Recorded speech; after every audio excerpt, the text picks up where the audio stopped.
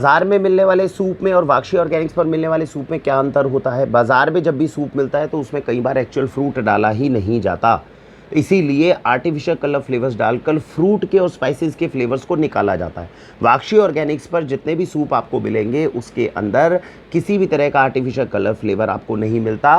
प्राकृतिक रूप से एक्चुअल वेजिटेबल्स को डाला जाएगा या फिर एक्चुअल फ्रूट्स को डाला जाएगा। मोरिंगा के सूप में अगर एक्चुअल मोरिंगा डलेगा और वो भी ऑर्गेनिक ग्रेड का डलेगा तभी बच्चों तक वो सूप हेल्दी हो सकता है।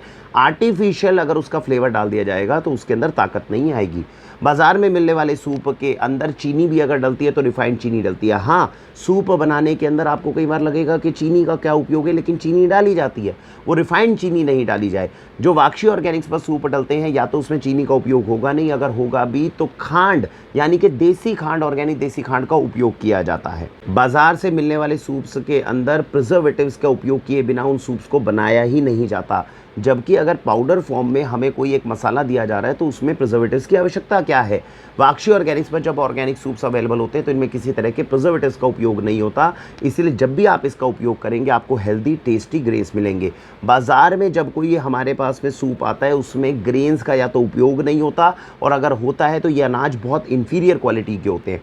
वाक्षी ऑर्गेनिक्स के माध्यम से जितने सूप आपको दिए जाते हैं उसमें कोशिश की जाती है भारत के सर्वश्रेष्ठ अनाज यानी कि मिलेट्स का उपयोग हो, तो इसीलिए मिलेट बेस्ड सूप जो है वो आपको घर तक पहुंचाए जाते हैं। तो मुझे उम्मीद है कि इस समय पर अपने बच्चों को सूप के नाम के ऊपर आर्टिफिशियल कलर फ्लेवर्स आप देना बंद करेंगे, ओरिजिनल हेल्दी न्यूट्रिशियस सूप जो है वो बच्चों तक लेकर जाएंगे। हमें ऐसी उम्मीद है। इसी के साथ भारत वंदे मातरम।